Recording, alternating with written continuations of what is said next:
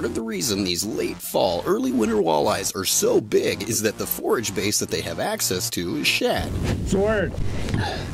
Well, it felt like a better one, but no. Yeah, it's a pretty good one. And while shad itself isn't anything special, situationally there are a lot of dying shad in the area as part of the normal winter die-off caused by cooling water temperatures. This, combined with the fact that the walleyes are already fattening up for a long cold winter and for the spawn in the spring, On that steep bank, makes not only catching bigger walleyes possible, but with a much greater level of consistency. Well, I was standing up here and you really didn't say much. And well, you know, when you stick them on them steep drops like that, a lot of times they'll swim right at you.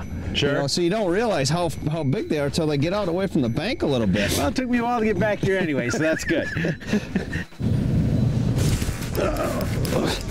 Got one, Keith. Pretty good. Ways. It's a good one? Yeah, it's a decent fish. Big is he? Looks like about 5 pounder. I see how big he is now. Oh, look at that fatty. That might even be better than 5, Keith. Very nice, young man. Very nice. You gotta love this, don't you? Oh, isn't this something? Look at how he engulfed that thing. Oh, goodness. He must have pounded her pretty good, it huh? about took the rod out of my hand. Felt like he hit it with a baseball bat. Look at the gut. Gotta imagine that dying or dead shad and stuff. Yep, it's just coming through the dam system, and they're just gorging for fall. I mean, that's not an extremely long fish, but look at how he's just fat all the way down they're just through very, to the very tail solid, there. very healthy. This bite definitely produces a chance not only for big fish, but a lot of fish. I got one. He was a little ways off from the shore. However, night or day, this is still a river, which means varying current strengths, wooded and rocky structures, all of which mean feel and retrieve are everything for getting more bites. Here he comes. There we go.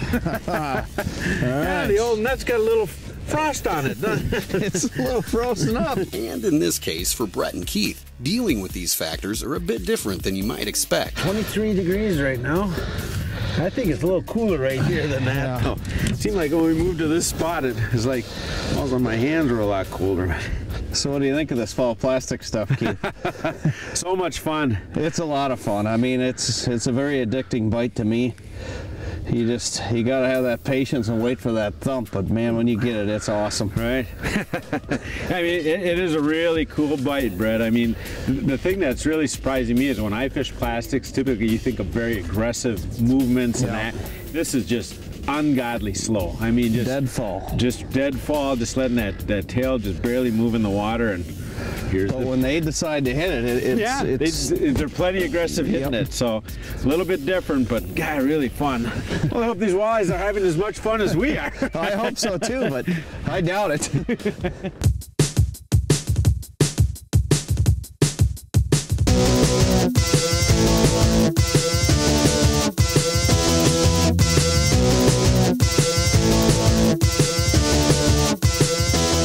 Real deal. Real fishing information from real fishing experts. Presented by Amsoil. You know, I pride myself in being a pretty adaptive fisherman in that, you know, if I get out in the boat with somebody and they're doing something a little bit different, and I try and pick up what they're doing, learn from it. But I tell you what, this night fishing, Brett actually, he's definitely on it, and what I analyzed over the hours that we were together is it's a lot of small things that make a big difference when you're talking about this technique we're doing. So let me talk a little bit about some of the tackle that we're using. As far as rod and reel, you want to use a really, really sensitive rod for this. And I tell you, it's not so much to feel the bites, it's to feel when that jig touches the bottom, because we're in very, very snaggy situations, a lot of riprap, a lot of rock. So when that jig is cruising along and just barely ticks that bottom, you got to know to slowly lift that jig up and get it sweeping again. So real sensitive rod. I like to use about a 6-foot rod. We're using fairly light jigs tonight because it's calm out. We can go all the way down to an 1/8 ounce jig, just pretty much any kind of jig you want, as long as it's 1/8 ounce. As far as the tails we're using, you need to have something with some kind of an action tail. This is a little ribworm here. Any kind of plastics that got that action tail, something that real easily moves in the water because they're just drifting along. So it just gives it that little bit of movement. I think actually a little bit of sound and water display displacement to actually draw that fish in.